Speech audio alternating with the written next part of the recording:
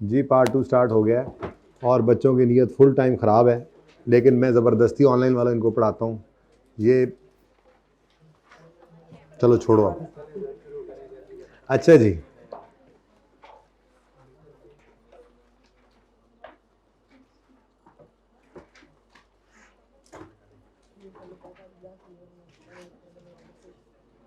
Asset account को हम prepare करते हैं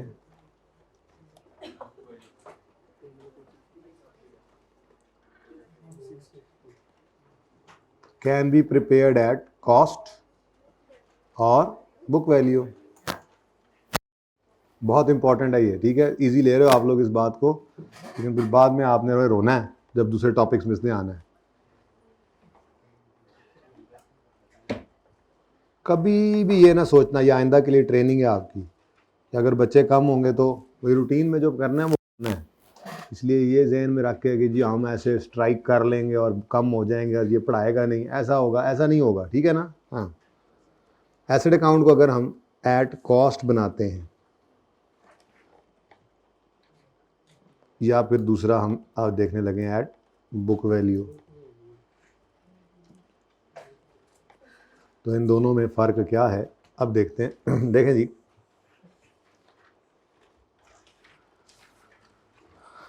अगर आप एडिशन करते हैं, जो करते थे, एडिशंस की क्या एंट्री किया करते थे आप, एडिशंस की क्या एंट्री किया करते थे, एसेट डेबिट कैश क्रेडिट, तो एसेट डेबिट कैश क्रेडिट की एंट्री हो गई। अच्छा, तो अगर एसेट अकाउंट जो है वो कॉस्ट की बजाय बुक वैल्यू पे प्रिपेयर हो, तो आपके ख्याल में एडिशन की क्या एंट्री बन जाएगी? भाई एडिशन की एंट्री तो फिर भी वही रहेगी। एसेट अकाउंट में एसेट का आना, भाई जिस दिन एसेट आता है उस दिन उसकी कॉस्ट, उसकी बुक वैल्यू एक ही चीज़ होती है। तो asset account debit cash credit, आने वाले एसेट की कॉस्ट से एसेट अकाउंट को हमने डेबिट कर देना, ठीक है, सही है। अच्छा, उसके बाद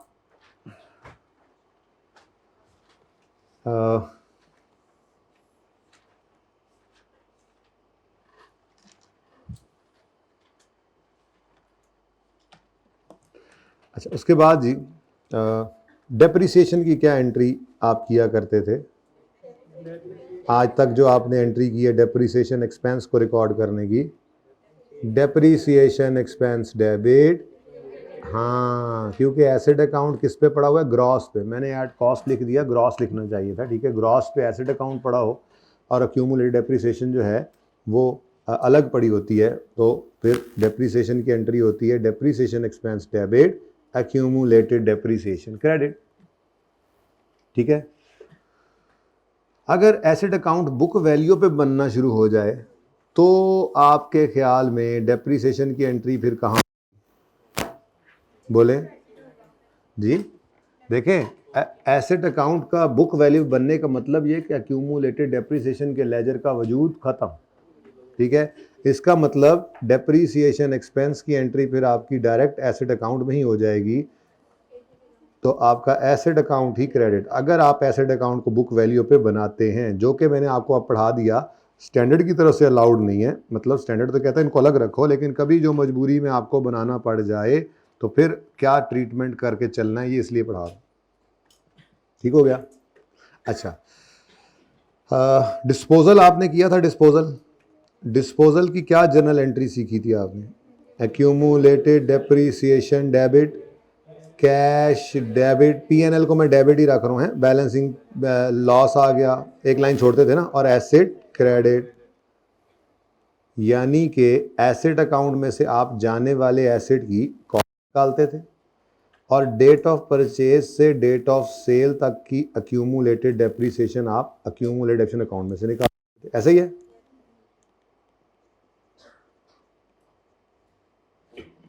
अच्छा, तो ठीक है जी, ये एंट्री हो गई, कैश डेबिट एसेट क्रेडिट और बैलेंसिंग डेबिट साइड पे लेट से आ गया।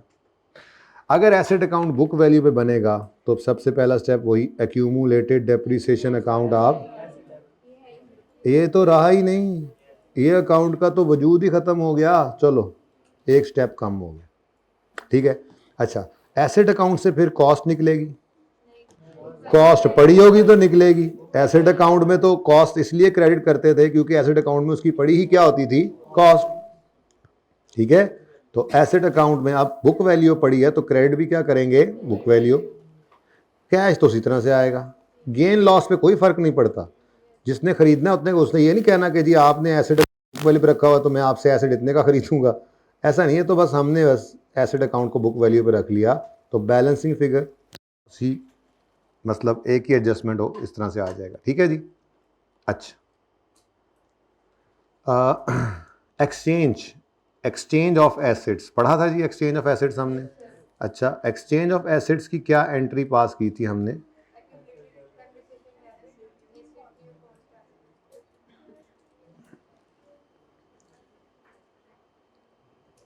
एक्सचेंज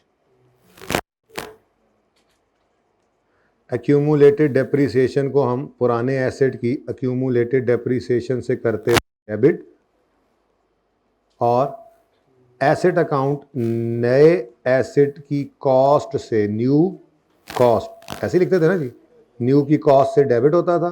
कैश नॉर्मली पे होता था, ठीक है जी। तो कैश क्रेडिट, और एसेट अकाउंट तरतीब में ही चलते हैं। एसेट अकाउंट क्रेडिट किया करते थे जाने वाले एसेट की कॉस्ट से, ओल्ड की कॉस्ट। कैश नॉर्मली पे हुआ करता था तो cash credit,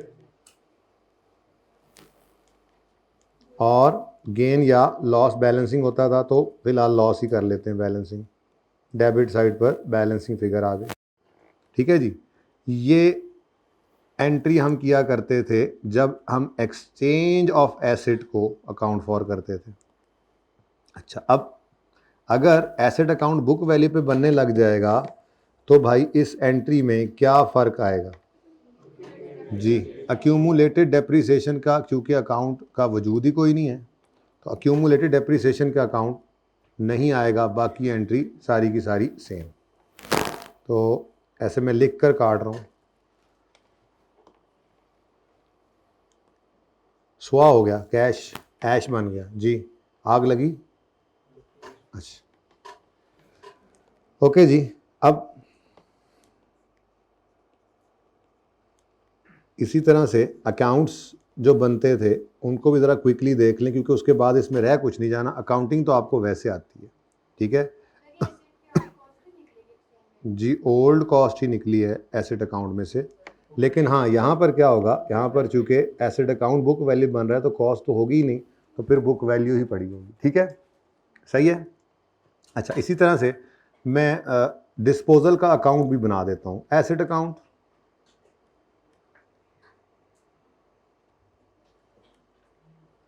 accumulated depreciation account, disposal account.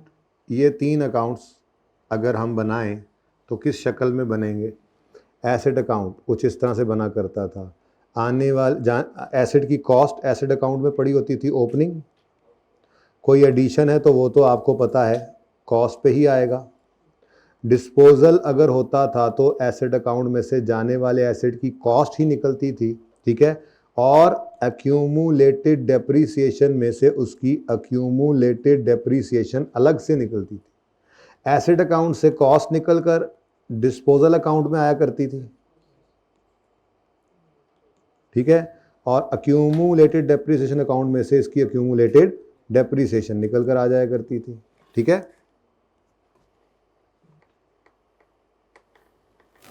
फिर कैश, ये मैंने अभी जो एंट्री की है ये बिल्कुल फ़र्क सिर्फ बताना है आपको, ठीक है, कि कुछ नया नहीं सीख रहे, भी नया नहीं सीख रहे ना, हमने नया कभी करना है। तो मजबूरी के दर्जे में जब कभी हमारे पास डेटा नहीं होगा, कम होगा, एसेट की बुक वैल्यू होगी तो हम लेजर को बुक वैल्यू बना के काम चलाएंगे, ये करना है बस, ठीक है।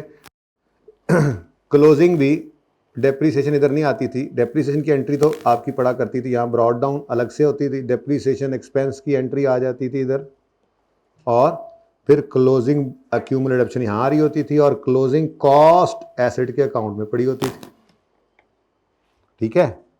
लेकिन अगर आप एसेट अकाउंट को कॉस्ट पे नहीं रखते, बल्कि एसेट अकाउंट को बुक वैल्यू पर बनाते हो,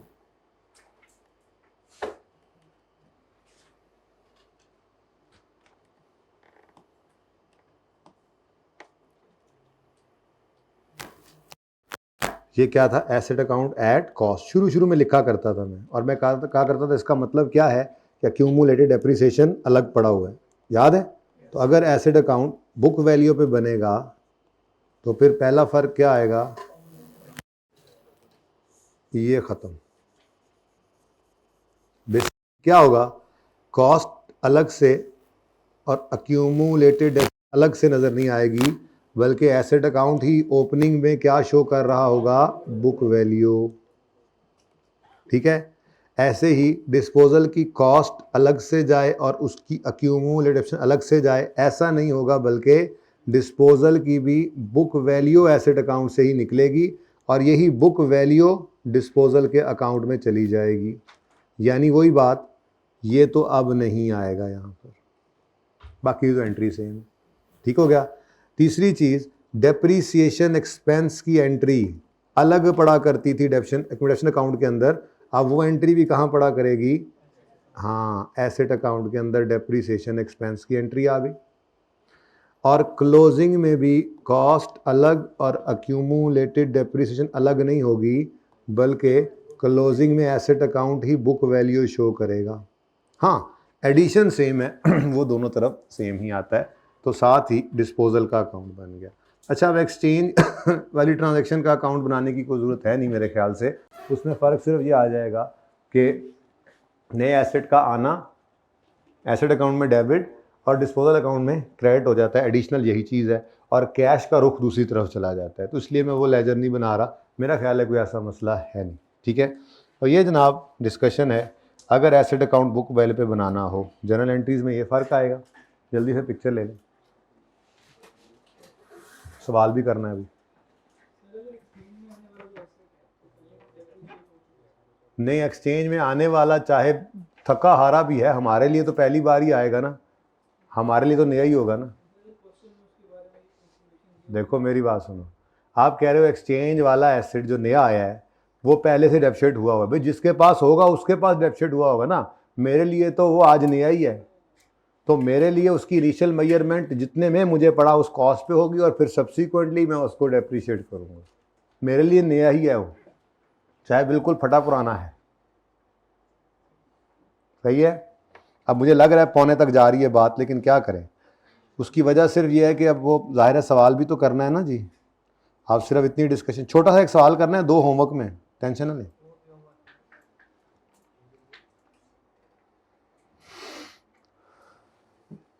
ठीक है जी, ओके। नाउ सवाल जल्दी हो जाएगा, उल्टा ऐसे, क्योंकि मैंने कुछ नया नहीं सिखाना है, जो सिखाना था वो सिखा दिया, बल्कि वो भी आपको पता ही था, बस वैसे ही होल्ड किया हुआ था हमने, क्योंकि हमारा IAS 16 जो है वो इसकी इजाज़त नहीं देता। ठीक है, वो कहता है इनको अलग रखो, लेकिन मजबूरी में कभी इकट्ठा करना पड़ जाए तो कैसे बनेगा ये सीख रहे हैं हम। ठीक है, क्वेश्चन 48 में आपको करवाने लगा हूँ, 49 होमवर्क है और 50 भी होमवर्क है। 50 में एक्सचेंज की ट्रांजैक्शन भी है, 49 और 50 का सोल्यूशन आपको आगे नज़र भी आ रहा है। ठीक है, करने के बाद उसको देख लीजिएगा। 48 चूँकि मेरा सवाल होता है हर दफ़ा जब मैं करवाता हूँ, इसका सोल्यूशन आपको नहीं नज़र आ रहा, वो मैं करने लगा हूँ। ठीक है,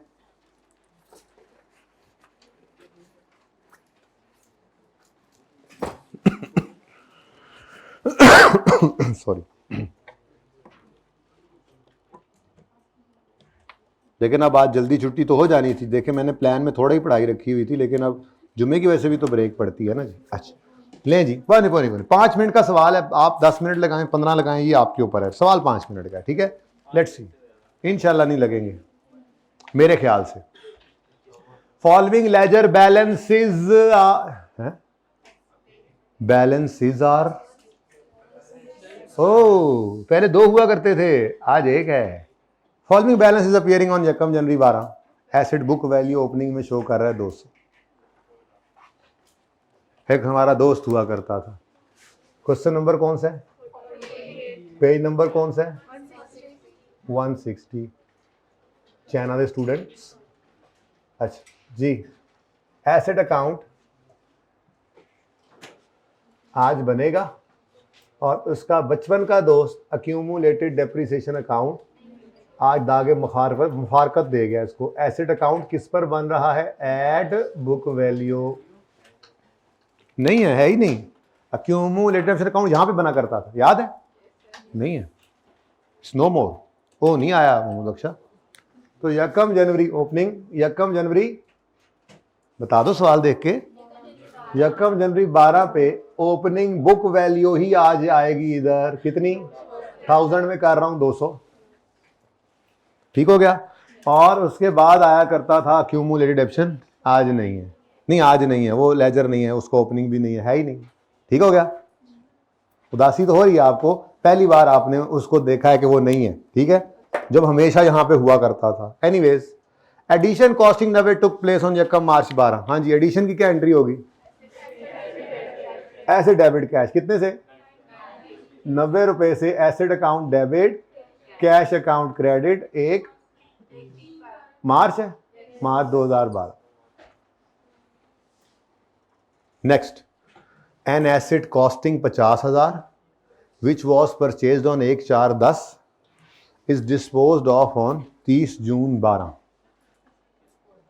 फॉर इतने। Rate of depreciation 20% reducing balance है, तो मेरे ख्याल में तो जंप लगा के आ जाते हैं। ठीक है, वर्किंग नंबर 1 यहाँ किया करते थे अक्यूमुलेटेड डेप्रिसिएशन ऑफ डिस्पोजल, लेकिन आज अक्यूमुलेटेड डेप्शन नहीं चाहिए मुझे, आज बुक वैल्यू। अच्छा, आपस की बात है, इस वर्किंग में पहले निकलती बुक वैल्यू ही थी, फिर कॉस्ट और बुक वैल्यू से हम अक्यूमुलेटेड डेप्शन निकालते थे, तो आज वही बुक वैल्यू चाहिए हमें। ठीक है, तो फिर अपनी वर्किंग कर लेते हैं जी। डेट, क्योंकि रिड्यूसिंग बैलेंस है ना जी। डिस्क्रिप्शन और एसेट। अब चूंकि रिड्यूसिंग बैलेंस है तो जंप लगा के, शॉर्टकट वाला जंप लगा के हम आ सकते हैं। क्या ख्याल है? तो साल के स्टार्ट में मैं कहा करता हूं आ जाया करो, क्योंकि फिर दो चीज़ें चाहिए होती हैं, ओपनिंग बुक वैल्यू निकालने के लिए और फिर इस साल की डेप्शन भी। ठीक है, तो यकम जनवरी 12 पर बुक वैल्यू निकालनी है। ठीक है,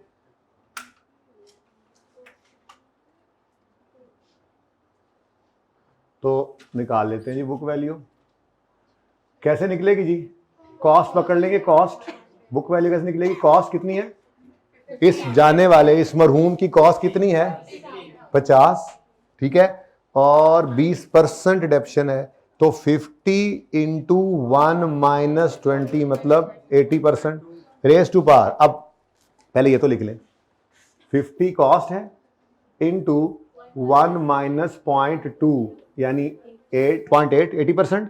अब प्लस, अब इधर देखो, यकम अप्रैल 10 को आया था, तो 10 वाले साल में 9 महीने, कैलकुलेटर पर लिख लो 9/12, फिर 11 में पूरा साल, 12 में पूरा साल, तो 12 में 6 महीने। ओह एक मिनट, ये 12 वाला हमारा साल है। ओह माय गॉड, ठीक है, तो 10 में 9 महीने और 11 में पूरा 1 साल और 9 महीने 1.75 पौने 2 साल है जी।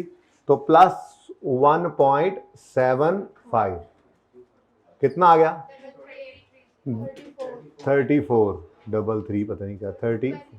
हाँ राउंड कर दो, खैर है, कर दो राउंड। ठीक है, अच्छा अब जी, अब ये किस दिन बिका? 30 जून पे, तो 30 जून 12 तक इसको डेप्रीशिएट कर लेते हैं। 34 को ही डेप्रीशिएट करना है और 20% लगाना है और 6/12 करना है 3, और ये आ गया 31। तो 31 is the book value of disposal at date of disposal. तो कॉस्ट माइनस बुक वैल्यू करके एक्यूमुलेशन निकालेंगे। क्यों निकालेंगे? कोई जरूरत नहीं है आज। ठीक है, यही बुक वैल्यू चाहिए थी हमें, लेकिन इंपॉर्टेंट थिंग इज यकम जनवरी 12 वाली बुक वैल्यू नहीं चाहिए थी मुझे, डेट ऑफ सेल की बुक वैल्यू चाहिए। ठीक है, तो डिस्पोजल 30 जून 2012 पे डिस्पोजल अकाउंट में आप क्या फेंकोगे आज? बुक वैल्यू ऑफ डिस्पोजल जो आपने निकाली है जनाब वर्किंग 1 में 31। वो देखो जगह खाली रहेगी जगह है जी। वेड़ा सुझा हो गया साडा है। एक्यूमुलेटेड ऑप्शन भाई ही नहीं है हमारा। डिस्पोजल हालांकि दुश्मन है वो। ऐसे चलें जी, क्रेडिट और डेबिट। एसेट अकाउंट 30 जून 2012 एसेट अकाउंट में से बुक वैल्यू ही आ गई और कोई एक्यूमुलेटेड एक्शन का जिक्र नहीं। उल्टा आसान हो गया काम, कम हो गया काम, ऐसा ही है। नेक्स्ट, कैश कितना है? वॉज सोल्ड फॉर 20,000 ओनली, तो कैश डेबिट, ये जगह खाली। डिस्पोजल अकाउंट क्रेडिट 20 से, माशाल्लाह फिर भी लॉस ही है जी। लो जी, डिस्पोजल इज ओवर। जल्दी हो गया सवाल उल्टा,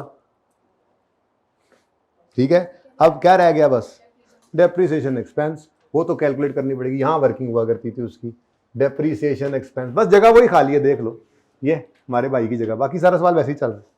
तो depreciation expense for the year ended 31 December 12 on opening excluding disposals, ठीक है। तो opening book value of all, मौजें, आज तो मौजें।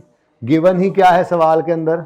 लेजर में ही क्या नजर आ रहा है? Book value. पहले क्या करना पड़ता था? एसेट अकाउंट में से ओपनिंग कॉस्ट उठाते थे, एक्विजिशन अकाउंट में से उसकी एक्विजिशन उठाते थे और नेट करके बुक वैल्यू निकालते थे। आज ready steady Apple go 200 minus opening book value of disposal कितनी? ये भी हमने निकाली है, ठीक है। जब हमने निकाली है तो वर्किंग का रेफरेंस देना पड़ेगा ना, ठीक है। तो वर्किंग नंबर 1 में निकाली। खैर, तो इस पे क्या कर देंगे? कोई फ्रैक्शन नहीं लगना। ओपनिंग जी 33, 34, 33, चलो कर लो, 2 मिनट और, 1 मिनट में लेना है जी। ऑन एडिशंस, अब एडिशन तो एक ही है 90 का, और इस पे कॉस्ट पे रेट लगना है, पहला साल है, और 10/12 15। फिर ऑन डिस्पोजल्स, एक ही डिस्पोजल है, वर्किंग नंबर 1 से ही उठाओ 3, आंसर क्या आ गया? 51। तो एंट्री क्या बनी अब? डेप्रिसिएशन एक्सपेंस डेबिट, एसेट ही क्रेडिट हो गया। डेप्रिसिएशन एक्सपेंस वर्किंग 2 से 51 आया, और 31 दिसंबर 12 पे क्लोजिंग बैलेंस, हमने बैलेंसिंग फिगर निकाली कितनी? और ये क्या है? ये एसेट की बुक वैल्यू ही, एसेट अकाउंट बुक वैल्यू ही शो कर रहा है। अक्यूमुलेटेड एक्शन का कला कमाई हो गया। ये बनाते नहीं हम ऐसे, लेकिन ये बनाना पड़ सकता है ऐसे, ये इसलिए मैंने करवाया, ठीक है। अच्छा, अब अगले सवाल में अगर आप देखें, करना तो आपने है, लेकिन इधर देखें अगले सवाल और इस सवाल में फर्क क्या है? सेम। अच्छा, एक मिनट ले आओ इधर। कोई मसला बेटा जी? क्या मसला है? बोलो बोलो।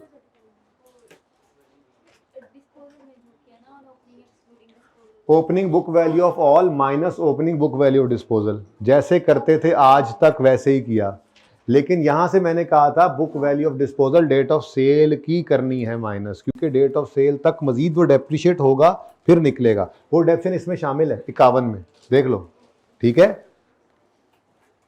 सही है, छुट्टी की जल्दी में भागो मत, सही है, समझ आया? अच्छा, अभी तो मैंने वो भी सेल्फ कंस्ट्रक्टेड एसेट भी करवाना है, इसके बाद फिर छुट्टी मिलेगी। अच्छा, ये तो कर लो, 1 मिनट सुनो। एसेट, चुप, ओपनिंग गिवन है, एडिशन गिवन है, पॉइंट 2 पढ़ो। Asset having book value of 12 है ऑन 1 जनवरी 13। अच्छा, अगर कॉस्ट पर एसेट अकाउंट होता तो फिर फंस गए थे। एक दो सवाल किए थे जिनमें बुक वैल्यू देता था, उससे कॉस्ट निकालनी पड़ती थी 100 अज्यूम करके, क्योंकि एसेट अकाउंट में से क्रेडिट कॉस्ट करनी मजबूरी थी। लेकिन अगर ये मामला चल रहा तो याशी, यानी फाइनल अकाउंट का सवाल होगा ना लेट से, तो आपको सिर्फ या कैश फ्लो का सवाल है, बुक वैल्यू एसेट अकाउंट बना होगा, गिवन ही बुक वैल्यू होगी तो वही उठाकर निकाल दोगे। तो खैर, ये बुक वैल्यू है ओपनिंग की, बस ये ध्यान रखना है, ये 1 जनवरी 13 की है और एसेट बिक रहा है 30/9/13 पे, यानी ये जो आपने निकाली थी ये आपको अवेलेबल है। कॉस्ट हमें वैसे ही नहीं चाहिए, क्योंकि एसेट अकाउंट ही किस पे बन रहा है, और रिड्यूसिंग बैलेंस में बुक वैल्यू पर ही रेट लगता है, सुकून है। समझ आई? और अगर खुदा ना खास्ता एसेट अकाउंट कॉस्ट पे बन रहा होता तो फिर यहाँ बुक वैल्यू से हमें वर्क बैक करके कॉस्ट, किताबें बंद करने वालों, कॉस्ट निकालनी पड़ती। ठीक है, तो वो कॉस्ट निकालना आपको आता है, लेकिन वो निकालनी भी पड़ती ना, इस सवाल में निकल नहीं सकती थी, इस सवाल में निकल नहीं सकती थी। वजह बुक वैल्यू तो गिवन है, रेट ऑफ डेप्शन भी गिवन है, परसेंटेज भी निकालेंगे, 100 ज्यूम करेंगे। नहीं, रिड्यूसिंग बैलेंस में भी कोई मसला, रिड्यूसिंग बैलेंस में भी किया था हमने, एक वो 11-12 सवाल किए थे प्रैक्टिस में। डेट ऑफ परचेज नहीं गिवन, सही कहा आपने, डेट ऑफ परचेज किस दिन से लेकर आए पता ही नहीं, तो अगर कॉस्ट निकालनी पड़ती तो इस सवाल में निकल ही नहीं सकती थी। खैर, इस सवाल में जरूरत भी नहीं थी कॉस्ट निकालने की ना, इसीलिए डेटा इस हिसाब से दिया गया। और अगले सवाल के अंदर क्या आ जाएगा जी, एक्सचेंज। ठीक है, उसके बाद जनाब आते हैं हम, हाँ जाते हैं हम, चलो ठीक है, ये 2 सवाल होमवर्क में सुन लो, ये 2 सवाल होमवर्क में हैं और इन्वेस्टमेंट प्रॉपर्टी के सारे एमसीक्यूज होमवर्क में हैं, लेकिन एक सिटिंग में जो सवाल करने हैं आप वो देख लो, बस सिर्फ वो लिख लो। छुट्टी है, होमवर्क बस बता रहा हूं, ये होमवर्क वाले सवाल तो करोगे ना, रिवीजन नहीं करनी। रिवीजन में थोड़े से सवाल मैं कह रहा हूं, ताकि आइए 16 के सिर्फ 3-4 सवाल, आइए 16 के एक आधा इन्वेस्टमेंट, ये बस 3-4 सवाल, ठीक है, ज्यादा नहीं। वैसे तो एक्रूवल करा के मैं पास पेपर 4 डिस्कस करूंगा, हालांकि पास पेपर 4 हमें आता है, लेकिन उसमें मेंटेनेंस कॉन्ट्रैक्ट के अंदर एक्रूवल का कॉन्सेप्ट था, जिस वजह से मैंने उसको रोक ही दिया। फिर वो उसके बाद असल में इन्वेस्टमेंट प्रॉपर्टी शुरू हो गया, एक्रूवल शुरू ना हुआ तो वो रुका ही रह गया। तो कल इंशाल्लाह मंडे को एक्रूवल करते ही मैं पास पेपर 4 भी डिस्कस कर दूंगा। लेकिन आपने एक सिटिंग के अंदर नंबर 1 पास पेपर 4 करना है, लिखें पास पेपर 4, पेज नंबर खुद ढूंढिएगा आप, लिखें पास पेपर 4, पास पेपर 4 के बाद आप आ जाइए पास पेपर 8, दूसरा सवाल आप करेंगे पास पेपर, बल्कि हाँ ठीक है, पास पेपर 8 जी, रिवाइज करने के लिए दे रहा हूं भाई, हो गए हैं, पता नहीं सोए रहते हो आप, एरोप्लेन हो। चुप चुप सारे चुप, सारे चुप। पास पेपर 4, पास पेपर 8, पास पेपर 10,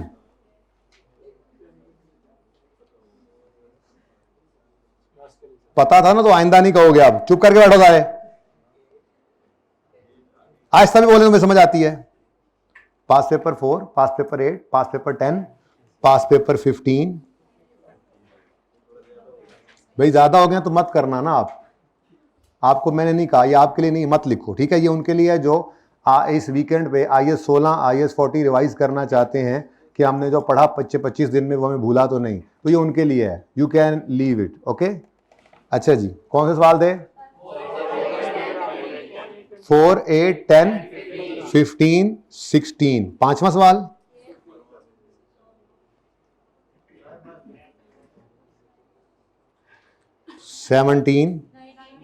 वो 19 और इन्वेस्टमेंट प्रॉपर्टी का पास पेपर 2। ये अगर हफ्ते या इतवार में कोई टाइम मिले, एक सिटिंग में कर दो तो बहुत सारी तसल्ली आपको होगी। ये मैंने ऑप्शनल दिया है, ये कोई होमवर्क, ये सारे सवाल हुए हुए, ये रिवीजन के लिए है। पास पेपर 4, 8, एक मिनट, ये IAS 16 का, 17 कोई नहीं है, ठीक है, IAS 16 का है, और पास पेपर 2 IAS 40 का। ये रिवीजन के लिए हैं, जिसने करना हो दिल करे कर ले, नहीं करना मेरे वालों बेशक ना करे। अगली बात, होमवर्क अपनी जगह कायम है, और होमवर्क क्या है, IAS 40 का प्रैक्टिस सेट 1 नहीं 2 एंड 3 था, IAS 40 का प्रैक्टिस सेट, फिर ऑल MCQs IAS 40 के, और फिर क्वेश्चन नंबर 49 और 50 कॉन्सेप्ट बिल्डिंग वाले IAS 16 के। तो ये लाजमी है, ये लाजमी करना है, और ये जिसका दिल करे रिवीजन करने का इन 2 टॉपिक्स का, इस वीकेंड पे 2 छुट्टियां होती हैं, ये वो करे, और जिनको मसला है वो बेशक सारा ना करें, अगली बार सही, ठीक है जी। अल्लाह हाफिज।